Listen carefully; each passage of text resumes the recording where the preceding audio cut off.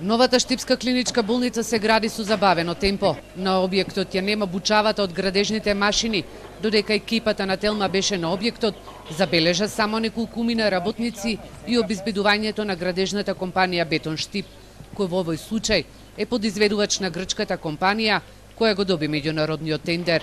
Директорот на болницата Ален Георгиев, иако се повикува дека не е надлежен за овој проект, сепак потврдува дека новиот објект се гради бавно, зашто е информирано и ресорното министерство.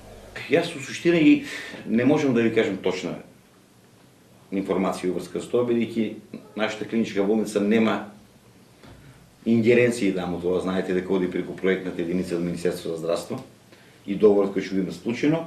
Значи, понешто можеме да го видиме, се веројатно се успорени работи на клиничката болница, а зошто е да така, ќе мора одговор на друго место во Министерството за здравство.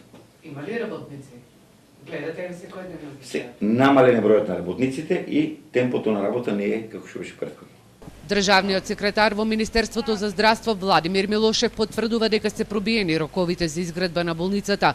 Пред неколку месеци усвоен и нов акционен план од страна на владата за изградба на првата фаза на болницата во декември оваа година, а под која се подразбира комплетна изградба на новиот објект, обезбедена современа апаратура и селење на пациентите, со што би почнала и втората фаза, која ќе опфати уривање на постојното кожно и очно оделение и поврзување со акцелераторот.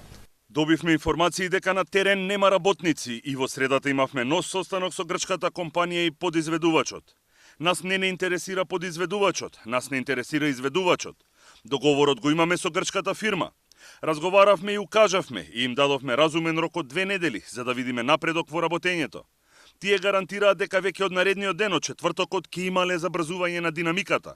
Понатаму не можеме да го толерираме неработењето. Доколку не го испочитуваат рокот, ние ги разгледуваме сите опции. Меѓу опциите и раскинување на договорот со грчката компанија која го има добиено тендерот за изградба, кој чини 30 милиони евра. Телма се обиде да добие одговор од Штипски бетон, зошто е забавена изградбата и дали причината лежи во минатогодишната загуба од 55,6 милиони денари, кои ја прикажале во извештајот доставен до македонска берза. Но таму никој не се јавуваше на повиците. Бетон е познат во јавноста и како еден од неголемите изведувачи на проектот Скопје 2014.